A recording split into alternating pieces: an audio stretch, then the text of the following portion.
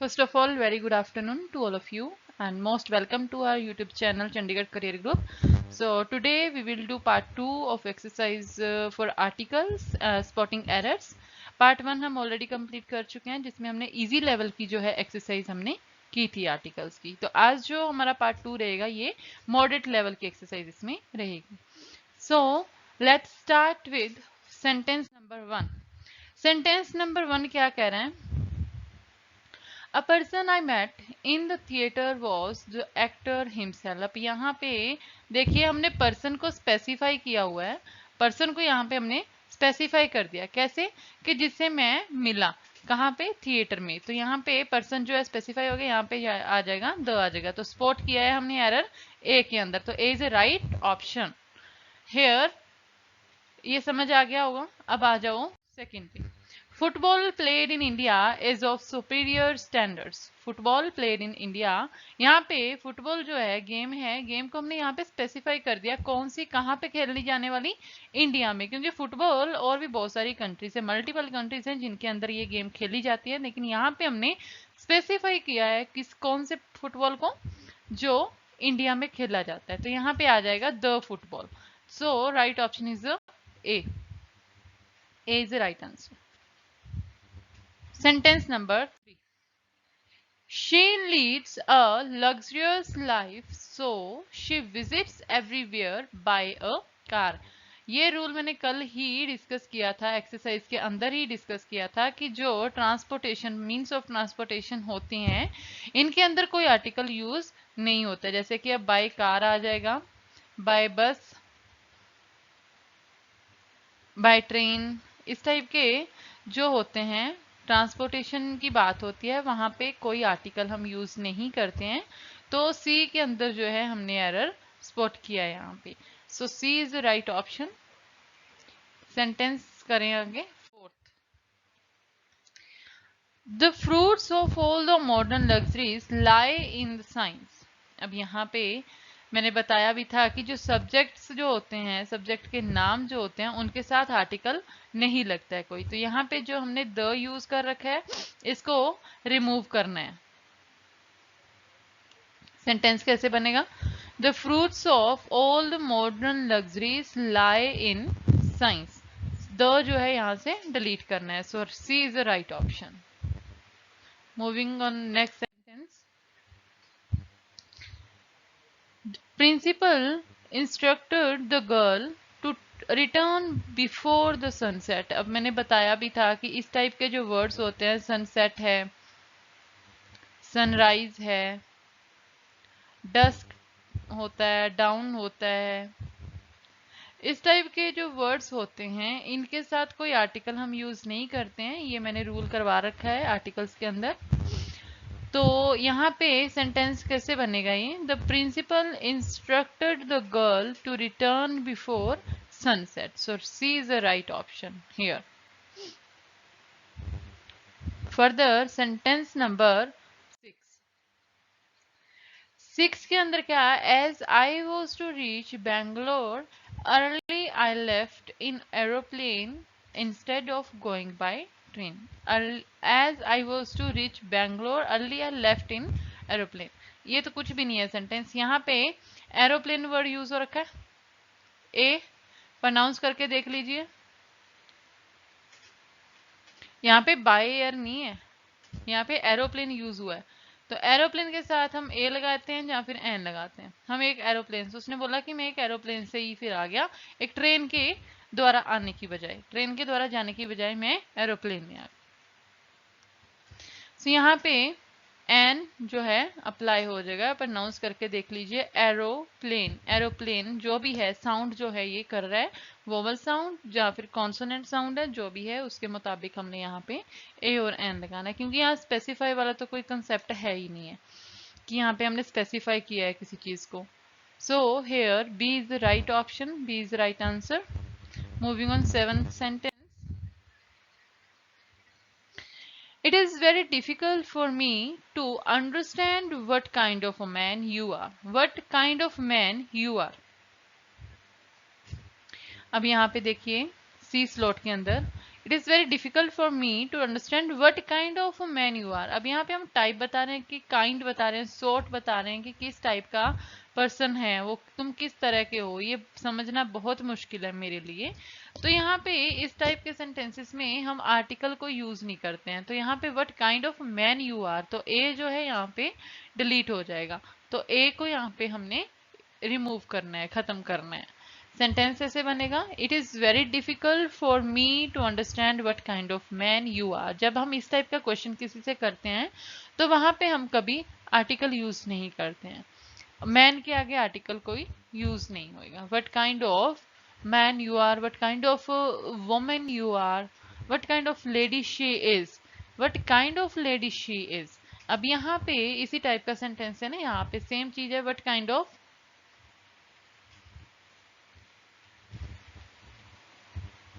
Lady she is. तो यहाँ पे अभी इसी टाइप के जब सेंटेंसेस होते हैं तो वहां पे कोई आर्टिकल जो है नहीं लगता, ए भी नहीं लगेगा, एन भी नहीं लगेगा, द भी नहीं लगेगा। चलिए, आई होप ये क्लियर हो गया होगा। Sentence 7। Sentence number 8। Summer of last year was very hot and I never expect such a summer to come again in our lives। अब इसको देखो, समर यहाँ पे हमने स्पेसिफाई किया है, कौन सा समर, लास्ट ईयर वाला। तो ये तो बहुत ही इजी था sentence, summer of last year, last year पिछले साल वाला। तो ये जो है आ जाएगा द के साथ, रिप्रेजेंट करेंगे इसको। The summer of last year was very hot and I never expect such a summer to come again in our life. बाकी सेंटेंस एज इट इज रहेगा, इसमें कोई मिस्टेक नहीं है। सिर्फ जो ए स्लॉट है इसका राइट आंसर है। ए स्लॉट के अंदर जो है हम समर के साथ द लगा देंगे, क्योंकि हमने यहाँ पे समर को स्पेसिफाई कर दिया, पिछले साल वाला summer. So further, sentence number 9. An article published in Hindu was completely meant for tarnishing his reputation and dethroning him.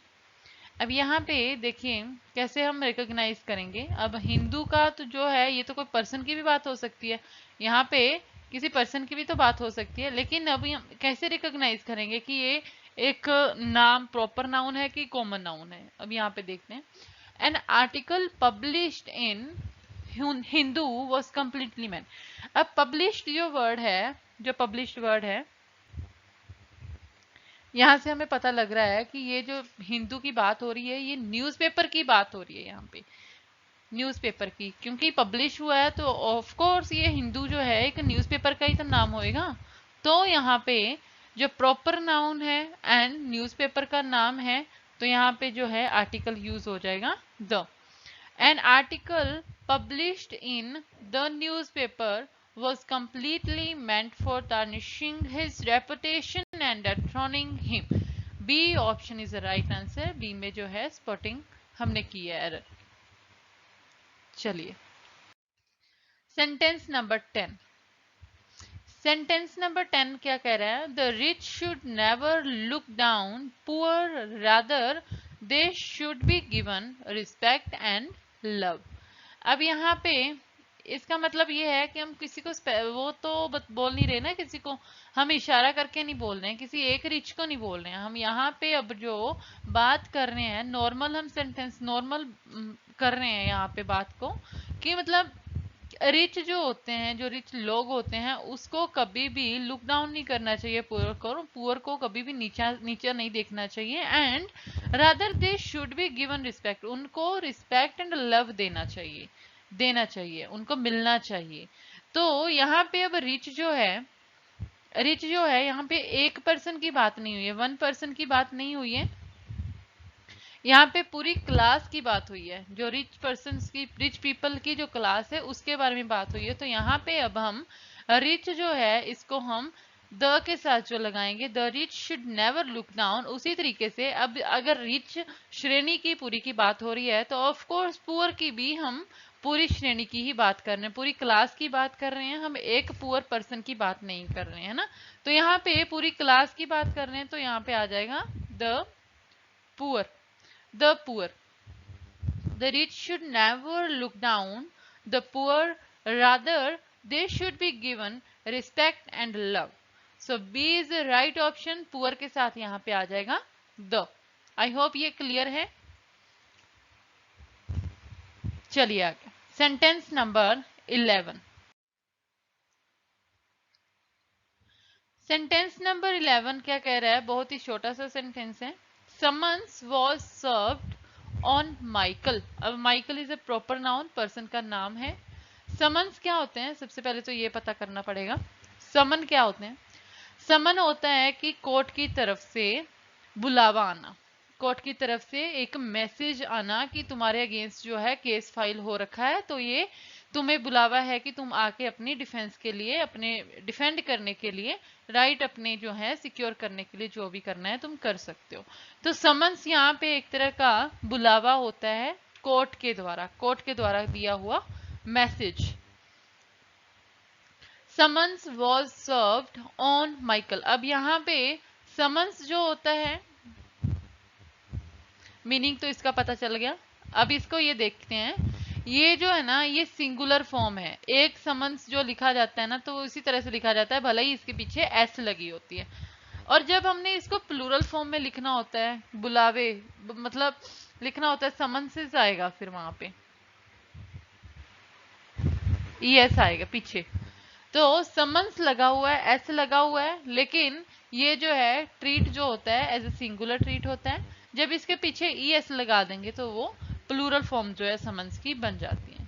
तो अब यहाँ पे समन्स है तो सिंगुलर है, तो यहाँ पे ए आएगा। ए समन, एक बुलावा आया किसको, माइकल को। एक समन्स जो है वो सर्व किए गए माइकल के ऊपर। जी आगे यहाँ पे आ जाएगा a summons, summons. A is a right option, summons के साथ ए आया यहाँ पे। अगर समन्स आता तो वहां पे फिर ए नहीं आता। अब समन्स जो है ये सिंगुलर है। आई होप ये क्लियर है। चलिए आगे, sentence number 12। A person I met in the theater was the actor himself. I think this sentence has been repeated, so चलो कर लेते हैं यहाँ पे एक बार कि यहाँ पे ए को रिमूव करके यहाँ पे आ जाएगा द आ जाएगा यहाँ पे। The person I met in the theatre was the actor himself. चल, A university is a seat of learning. A university is a seat of learning. जब मैंने जब आर्टिकल्स के रूल्स करवाए थे, मैंने ये बोला था कि वैसे यूनिवर्सिटी के साथ जो लगेगा ए और एन के अंदर से जो लगेगा, जब हमने सिंगुलर की बात करनी है तो हम क्या लगाएंगे, इनमें से ए लगाएंगे, क्योंकि हम प्रोनाउंस करके देखेंगे तो इसकी जो साउंड है वो कॉन्सोनेंट साउंड है, वोवल साउंड नहीं है। भले कि ये यू जो है वो हमारा वोवल अल्फाबेट है, लेकिन यहाँ पे हमने साउंड देखनी है आर्टिकल्स को अप्लाई करते टाइम। लेकिन अब ये तो तब लगाएंगे जब हम एक यूनिवर्सिटी की बात करेंगे। ए तो तब लगेगा जब एक यूनिवर्सिटी की बात करेंगे, और जब हम द लगाएंगे इसका मतलब ये है कि we are talking about a specific university. Definite noun के बारे में जब हम बात करते हैं तो वहां पे हम द लगा देते हैं। लेकिन यहाँ पे थोड़ा सा डिफरेंट है कंसेप्ट। डिफरेंट भी क्या है, जैसे कि अब सेंटेंस को ध्यान से पढ़िए। ए को फिलहाल के लिए छोड़ दो, ए को सोचो कि नहीं लगा हुआ है, सिंपल वैसे पढ़ो। University is a seat of learning. University is a seat of learning. अगर यहां तक ये देखा जाए तो ये बिल्कुल सही बनता है। ए यहाँ पे नहीं आएगा, क्यों नहीं आएगा, क्योंकि यहाँ पे हम किसी एक यूनिवर्सिटी की बात नहीं कर रहे हैं। यहाँ पे सिंगल यूनिवर्सिटी की बात नहीं कर रहे हैं, या फिर हम किसी स्पेसिफिक यूनिवर्सिटी की बात नहीं कर रहे हैं। तो यहाँ तक तो क्लियर है कि ए एन और द तो आएगा ही नहीं। तो ये बात किस चीज की कर रहा है फिर, ये सिंपल ये बोल रहा है कि जो यूनिवर्सिटी होती है ना वो सीट ऑफ लर्निंग होती है। हम किसी को किसी एक यूनिवर्सिटी की तरफ इशारा करके या किसी एक यूनिवर्सिटी के बारे में स्पेसिफिकली नहीं बोल रहे हैं। तो यहाँ पे जो ए जो है रिमूव हो जाएगा, ए को हटा के यहाँ पे कोई भी आर्टिकल जो है नहीं यूज होएगा। तो A is the right option first load जो है उसके अंदर मिस्टेक है। आई होप ये क्लियर हो गया होना चाहिए आप तुम लोगों को कि university is a seat of learning, मतलब कि हम ना तो किसी स्पेसिफिक यूनिवर्सिटी के बारे में बात कर रहे हैं और ना ही हम किसी एक यूनिवर्सिटी के बारे में बात कर रहे हैं। और अगर एक यूनिवर्सिटी के बारे में बात होती है तो वहां पे ए और एन लगता है, लेकिन यहाँ पे we are talking about in a general way कि जो यूनिवर्सिटी होते हैं, इवन हम ऐसे बोल देते हैं कि school is a seat of learning. तो स्कूल को हम किसी एक स्कूल का तो नाम नहीं लिया ना, यहाँ पे हम हर स्कूल की बात कर रहे हैं, हर एक स्कूल की, कि जो स्कूल पाठशाला होती है वो हमारी एक जो है सीट ऑफ लर्निंग, एक सीखने की जगह है, एक लर्न करने की जगह है। सो इस पे ज्यादा मुझे टाइम नहीं देना चाहिए, सेंटेंस पे समझ आ गया होगा अब। So A is a right answer, A slowed जो है right answer. Sentence number 14, he is one of most revered members of inquiry committee।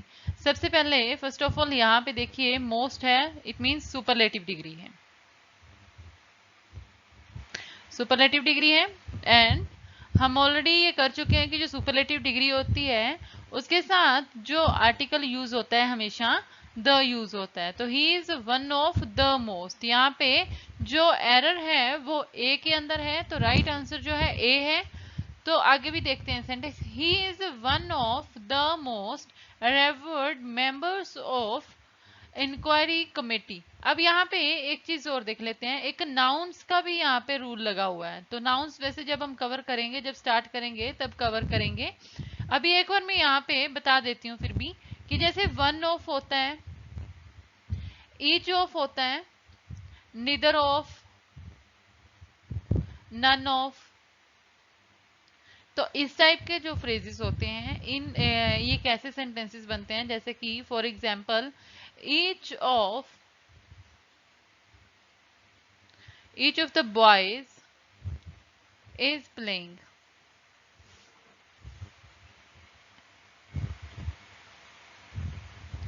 Each of the boys is playing. अब जो इस टाइप के फ्रेजेस यहाँ पे यूज होते हैं ना, उनके साथ जो नाउन लगता है वो तो प्लूरल ही लगेगा, ईच ऑफ द बॉयज आ जाएगा, ईच ऑफ द बॉय नहीं आएगा यहाँ पे।